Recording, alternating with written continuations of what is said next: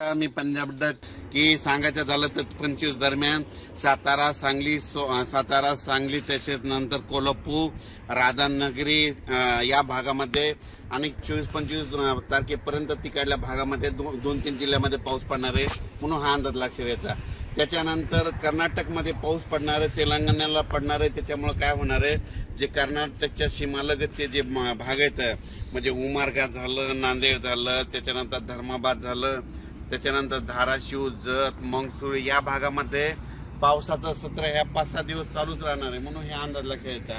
त्याच्यानंतर राज्यातल्या सर्व शेतकऱ्याला सांगू इच्छितो, ज्यांचा कांदा असेल, ज्यांच्या वीटभट्ट्या असतील, ज्यांचा गहू असेल, तुम्ही काय करा 30 तारखेपर्यंत तयारी ठेवा, कारण की राज्यामध्ये 1 मे पासून राज्यात वातावरण खराब होणार आहे म्हणून हा अंदाज लक्षात यायचा। सांगायचं झालं तर मधल्या याच्यामध्ये उत्तर महाराष्ट्रात देखील 1 मे 1-2-3च्या दरम्यान एक पावसाची शक्यता आहे म्हणून उत्तर महाराष्ट्रातल्या शेतकऱ्यांना अंदाज लक्षात यायचा।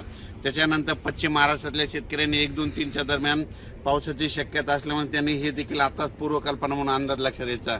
पण नागपूरकडल्या सर्व शेतकऱ्याला सांगू इच्छितो, योगायोगानं मी तुमच्या भागाकडे आहे म्हणून तुम्हाला सांगतो, 30 एप्रिलपासून 1-2-3च्या दरम्यान तुमच्या भागाकडे वादळी वाऱ्यासह चंद्रपूर, वर्धा, नागपूर, भंडारा, गोंदिया गारपीट होणार आहे म्हणून तुम्ही तुमचा पिकाची काळजी घ्या। अचानक वातावरणात बदल झाला तर लगेच उद्या मेसेज दिला जाईल। धन्यवाद।